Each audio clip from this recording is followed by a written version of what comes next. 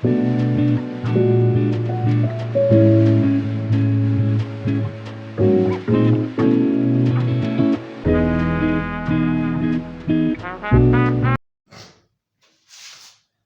वालेकुम स्टूडेंट्स। आज हमारे पास टॉपिक है हेड ऑन कोलिजन और इसके हम लोग केसेस डिस्कस करेंगे। क्योंकि प्रीवियस वीडियो में हमने देखा था हेड ऑन कोलिजन क्या है, हमने उसके लिए वैल्यूज भी डिफाइन की थी। आज हम लोग शॉर्ट शॉर्ट जो है वो इसकी केसेस को डिस्कस करेंगे। अगर आप लोगों को याद हो तो हमने ये पहले डिस्कशन कर रखी है कि हेड ऑन कोलिजन ऑलवेज क्या होती है, one dimensional. Head on collision क्या होगी, वन डायमेंशनल कोलिजन होगी। वन डायमेंशन का मतलब है बिफोर एंड आफ्टर। जो कोलिजन होगी बॉडीज की, बॉडी जो मूव करेंगी वो किधर मूव करेंगी, वो मूव करेंगी स्ट्रेट लाइन पे। और अगर आप लोगों को याद हो तो इस तरह की कोलिजन में हमने एक वैल्यू निकाली थी। वो वैल्यू क्या थी, v1 माइनस v2।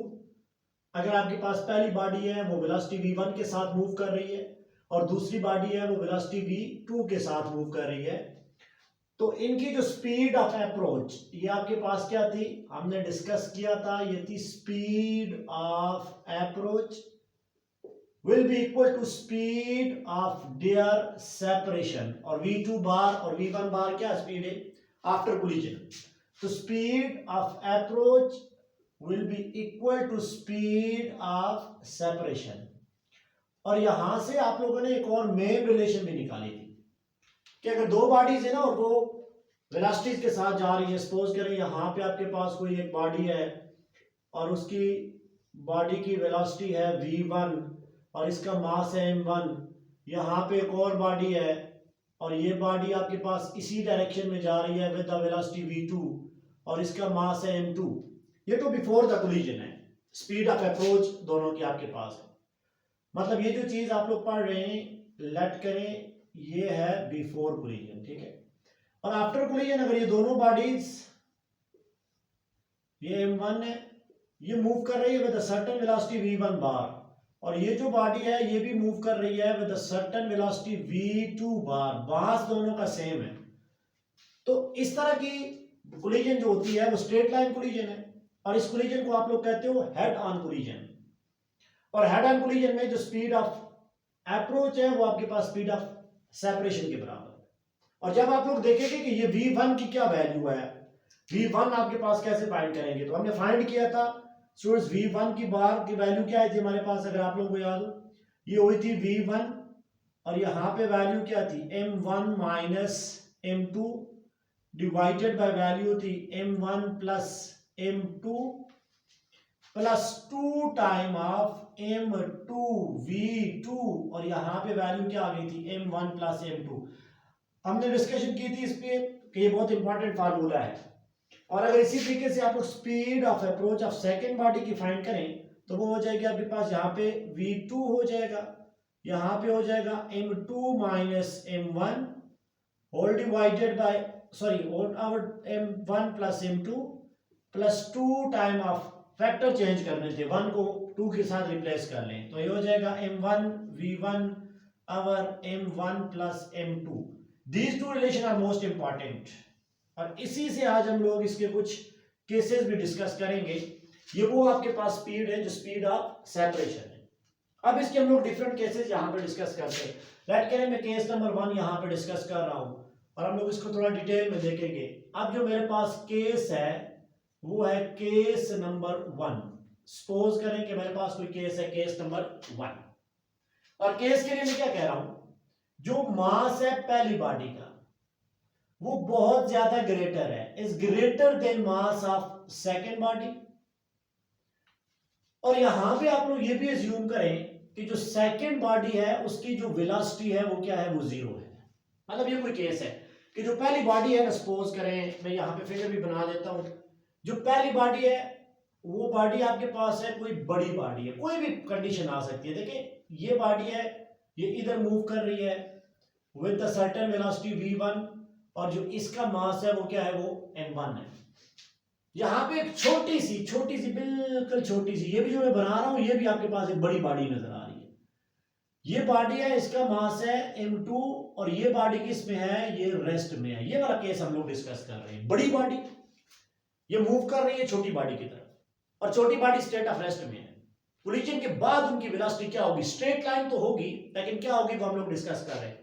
तो स्टूडेंट्स देखें यहाँ पे जब भी इस तरह का कोई क्वेश्चन आ जाए कि mass of one body is greater, बहुत ज्यादा बड़ा है दूसरी से, तो आप लोग यहाँ पे क्या करेंगे, इसको आप लोगों ने कैसे लेने हैं, जो m1 है हेयर जो m1 है उसको आप लोग ले लें, ये कोई m है, m kg है मास, और ये तो m2 से बहुत ज्यादा बड़ा है ना, तो फिर इसका मतलब है m2 जो है वो इसके हिसाब से नियरली इक्वल टू 0 है। ये ट्रिक्स होती है इस तरह के क्वेश्चन को सॉल्व करने की। m1 बहुत बड़ा है, बहुत बड़ी बॉडी है, और उसके लिहाज से छोटी बॉडी के साथ वो कोलाइड करती है, तो इस बड़ी बॉडी के लिहाज से छोटी का मास फिर नेग्लिजिबल, नियरली इक्वल टू 0 है, तो उसको आप कैलकुलेशन में फिर यूज ही नहीं करेंगे। और दूसरी v2 उसने खुद कहा हुआ है, लेट करेंगे आपके पास क्या है, 0 है, तो फिर आपके पास v1 बार की वैल्यू क्या बनेगी। तो स्टूडेंट्स देखें, अगर मैं वैल्यू यहां पे रखूं तो v1 बार की वैल्यू देखिए यहां पे क्या है, दिस इज v1, तो v1 तो आपके पास ऐसे ही रहेगी, v1 ही रहेगी। यहां पे आप लोग देखें m1 को मैंने क्या लिया हुआ m है, तो ये ऐसे ही रहेगा m माइनस m2 हमने लिया हुआ है 0, तो ये फैक्टर 0 हो जाएगा, लेकिन इसकी जरूरत ही नहीं है। अब आ जाएगा m1 plus m2, again m2 0 है, तो डिवाइडेड बाय m1 किसके बराबर है, m के बराबर है। ये पहला पोर्शन में सॉल्व कर रहा हूं, और अगर आप दूसरे पोर्शन की बात करें तो यहाँ पे देखिए v2 0 है ना, ये v2 0 है, तो ये वाला सारे का सारा पोर्शन क्या हो जाएगा, 0, तो इसका मतलब है v1 बार की यही वैल्यू आएगी, जहां पे m से क्या हो जाएगा, कैंसिल हो जाएगा, तो आप लोग सिंपली लिखेंगे जो v1 बार है वो किसके बराबर आ जाएगी, वो v1 के बराबर आ जाएगी। तो v1 की वैल्यू वो गिवन करेगा। लेट करें एक बड़ी बॉडी है, वो 2 मीटर पर सेकंड की वेलोसिटी से छोटी बॉडी जो रेस्ट में है उसके साथ टकराती है, तो वो पूछेगा v1 की बार की वैल्यू फाइंड करें, तो v1 किसके बराबर हो जाएगी, v1 बार वो v1 के बराबर हो जाएगी। जस्ट वेलोसिटी उसकी वही होगी आफ्टर द कोलिजन में, क्योंकि आप ये तो देख भी रहा है बड़ी बॉडी छोटे से बहुत बारीक बॉडी के साथ टकराएगी तो इफेक्ट ही नहीं होगा ना, उसी के साथ वो चलती रहेगी। अब दूसरी v2 बार की वैल्यू फाइंड करें, v2 बार, तो यहां पे देखें ये v2 0 है, तो पहला फैक्टर 0, स्टूडेंट्स देखें ना, ये v2 0 है, तो ये वाला टोटल फैक्टर क्या हो जाएगा, ये 0 हो जाएगा। इसकी बात करें तो यहां पे देखें 2, अब आप लोग क्या लिखेंगे यहाँ पे, 2 टाइम ऑफ m1 की वैल्यू क्या है, वो तो m है, और v1 की वैल्यू क्या है, वो v है, डिवाइडेड बाय आपके पास क्या हो जाएगा, m1 plus m2 is 0, m1 is m, तो m हो जाएगा, तो ये कैंसिल, तो इसका मतलब है v2 बार ये 2 टाइम ऑफ आपके पास क्या हो जाएगा, ये v1 के बराबर आ जाएगी, क्योंकि यहाँ पे v1 था तो ये v1 ही हो जाएगा। तो इसका मतलब है अब आप लोग देखें डायरेक्टली आप लोग इस केस के अंदर v2 बार भी फाइंड आउट कर सकते हैं, क्योंकि वो तो वैल्यू गिवन करेगा। ये स्टूडेंट आपके पास आ गया, केस नंबर कौन सा है, ये केस नंबर आपके पास आ गया 1, कोई भी केस दे आप इजीली उसको सॉल्व कर सकते हैं। अब दूसरा केस लेते हैं, दूसरा केस अगर आप लोग ले, लेट्स सपोज करें यहाँ पे मेरे केस नंबर 2, इसको होल्ड कर लेते हैं, होल्ड करें तो अब आप लोग क्या करें, m1 ये आपके पास या m2 is greater than m1, और अब भी ले लें, लेट्स सपोज करें v2 0 है, अब m2 ग्रेटर है। m2 ग्रेटर का क्या मतलब है कि एक छोटी बॉडी है, छोटा सा पार्टिकल है, लेट करें ये पार्टिकल है, ये पार्टिकल आपके पास क्या करेगा, m2 के साथ कोलाइड कर रहा है, m2 यहां पे है, ये आपके पास एक और बॉडी है जिसका मास क्या है, जिसका मास है m2, और ये इसकी वेलोसिटी क्या है, इसकी वेलोसिटी 0 है, लेकिन ये मूव कर रहा है विद सर्टेन वेलोसिटी v1, इसका मास है m1। अब देखें m2 बहुत बड़ा है m1 से, अब इस केस के अंदर अगर हम लोग देखें तो हमारे पास क्या वैल्यू हो जाएगी, देखें m2 बड़ा है तो m2 की वैल्यू स्टूडेंट्स क्या हो जाएगी, m, एंड m1 नेग्लिजिबल है, तो m1 आपके पास क्या हो जाएगा, नियरली इक्वल टू 0। तो अगर आप लोग यहाँ पे v1 की वैल्यू फाइंड आउट करना चाहें तो भी इजी है, तो देखिए v1 बार की वैल्यू क्या हो जाएगी, v1, तो v1 आपको तो गिवन है, m1 0 है, तो इसका मतलब है ये v1 तो लिखेंगे ना, यहाँ पे हो जाएगा v1 आगे m1 इज 0, तो 0 लिखने की जरूरत नहीं है, माइनस m2 इज m, तो यहाँ पे आ जाएगा माइनस m, और नीचे भी क्या आ जाएगा, m1 इज 0 प्लस आपके पास क्या हो जाएगा m, तो ये m के साथ आपका कैंसिल आउट हो जाएगा। सो यहाँ पे वैल्यू क्या आ जाएगी, implies that v1 bar equal to minus v1, ये किसके बराबर हो जाएगा, माइनस v1। इसका मतलब है, माइनस का क्या मतलब है, वेलोसिटी इसकी नहीं रहेगी, बड़ी बॉडी के साथ एक छोटी सी बॉडी टकराएगी तो बड़ी बॉडी के साथ टकरा के उसी स्ट्रेट लाइन में वापस आ जाएगी। ये लेट समझे ये छोटा यार पार्टिकल है, बड़े बोर्ड के साथ टकरा रहा है, तो ये गया यहाँ पे तो वापस ही आ जाना है, उसी वेलोसिटी के साथ ये वापस आ जाएगा। तो वही सिनारियो है यहाँ। अब अगर यहाँ पे मैं फाइंड करूं v2 बार की वैल्यू, तो ये वाली रिलेशन आप लोग देखेंगे v2 0 है, तो v2 बार के लिए देखें ये पहली वैल्यू सारी जीरो, क्योंकि v2 0 है। अब दूसरी वैल्यू लिख लें m1, तो m1 भी 0 है, इसका मतलब है इस केस के अंदर v2 की वैल्यू क्या हो जाएगी 0। तो क्लियर नजर आ रहा है, छोटा पार्टिकल बड़े पार्टिकल के साथ, जो बड़ा पार्टिकल स्टेट ऑफ रेस्ट में है उसके साथ जब जाके टकराएगा तो बड़ा पार्टिकल तो हिलेगा भी नहीं, छोटा सा यार पार्टिकल जाके टकरा रहा है तो बड़ा पार्टिकल अपनी जगह और छोटे पार्टिकल को अपनी तरफ से बाउंस बैक कर देगा। तो v1 बार किसके बराबर हो जाएगा -v1, और v2 बार किसके बराबर आ जाएगा, वो 0 के बराबर आ जाएगा। इसी तरीके से अगर आपको कोई तीसरी केस में कोई ऐसी वैल्यू के बनो, सपोज करें वो कहेंगे दोनों मासेस इक्वल है ना, m1 इक्वल टू क्या है, m2 है। चलिए लेट क्या लेते हैं, अब भी v2 क्या है, 0 है।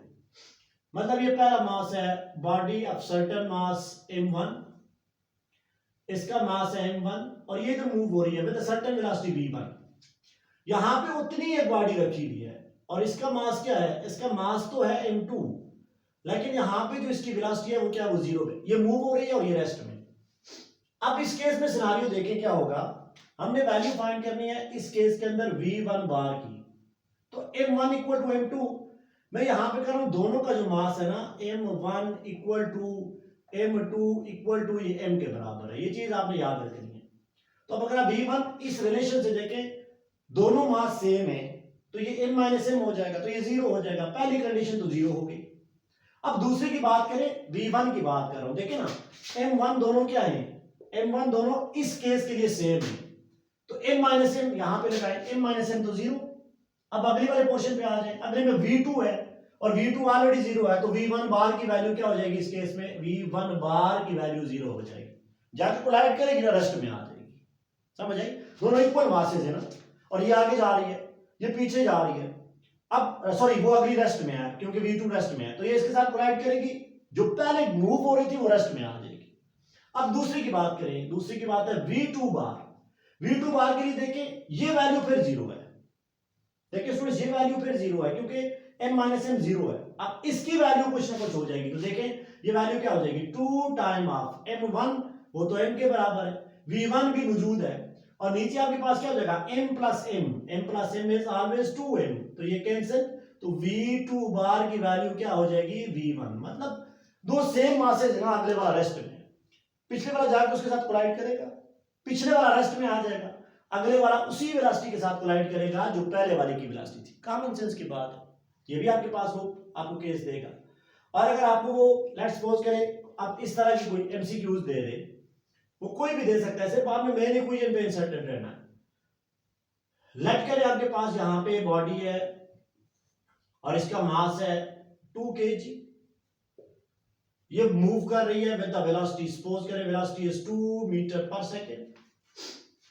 यहां पे एक और बॉडी है, इसका मास है, अब आपके पास लेट आप लोग ले लें, इसका मास भी ले लें 2 kg, और ये बॉडी वो कह रहा है v2 आपके पास क्या है, इसकी 0 है।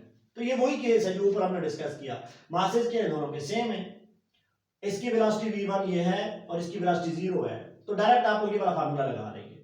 सो अगर वो पूछे v1 बार की वैल्यू क्या है, v1 बार की वैल्यू हो जाएगी 0। रीजन ये है जब इक्वल मास के साथ जाकर टकराएगी तो ये रेस्ट में आ जाएगी, ये उसी बॉडी के साथ, तो v1 बार तो आफ्टर द कोलिजन इसकी बॉडी आ जाएगी, वो तो 0 है। और अगर आप लोग यहां से v2 बार की वैल्यू फाइंड करें, वो उतनी होगी जितनी आपके पास v1 है, तो वो क्या हो जाएगा 2 मीटर पर सेकेंड। अब अगर आप लोग स्पीड डिफरेंस फाइंड करें, स्पीड ऑफ सेपरेशन का, तो डिफरेंस के लिए फार्मूला क्या था, वो ये वाला फार्मूला था, स्पीड ऑफ अप्रोच और equal to speed of separation. तो अगर आप लोग फाइंड करें तो देखिए जितनी स्पीड ऑफ अप्रोच है उतनी ही स्पीड ऑफ आपके पास सेपरेशन हो जाएगी। इनिशियल आपके पास क्या हो जाएगा, देखिए v1 minus v2 equal to v2 bar minus v1 bar, तो v1 की वैल्यू क्या है, ये वैल्यू है 2 माइनस 0 इक्वल टू v2 बार की वैल्यू क्या है 2 माइनस 0, तो ये आपके पास आएगा 2 इक्वल टू 2, तो इस प्लेस में देखें वही वैल्यू आपके पास इंप्लीमेंट हो रही है। तो ये चीज थोड़ा सा आपने ध्यान रखनी है कि आपके पास वो कहां पे मास इक्वल लेगा, उस तरह में हम लोग v1, तो अगर आपको ये फार्मूले के साथ खेलना अच्छे तरीके से आता है तो आप लोग उसको अच्छे तरीके से इम्प्लीमेंट भी करेंगे, आपका क्वेश्चन भी अच्छे तरीके से सॉल्व आउट हो जाएगा। बाज़ दफ़ा वो एक छोटी बॉडी लेता है, दूसरे के लिए वो मेगा बॉडी का लफ्ज़ यूज़ करेगा, मेरा mega body is moving with the velocity, certain velocity दे देगा, and collide with the micro, मतलब छोटे से पार्टिकल की बात कर रहा है। तो वहां पे आप लोगों ने ज़हन में रखना है कि बड़ी बॉडी कौन सी है और किसका मास हमने नेग्लेक्ट करना है as compare to the other. तो ये आसान सा केस है स्टूडेंट्स, आई होप आपको समझ आई होगी। इस पे आप लोग थोड़ी सी ट्रिकी क्वेश्चन बनाएं, खुद से सॉल्व करें, अच्छे से समझ आ गई, कोई इतना ही कंफ्यूज नहीं करता ये टॉपिक। उम्मीद है आपको समझ आई होगी, थोड़ा सा प्रैक्टिस करें, आपको मजीद बेहतरी आ जाएगी। थैंक यू, अल्लाह हाफिज़।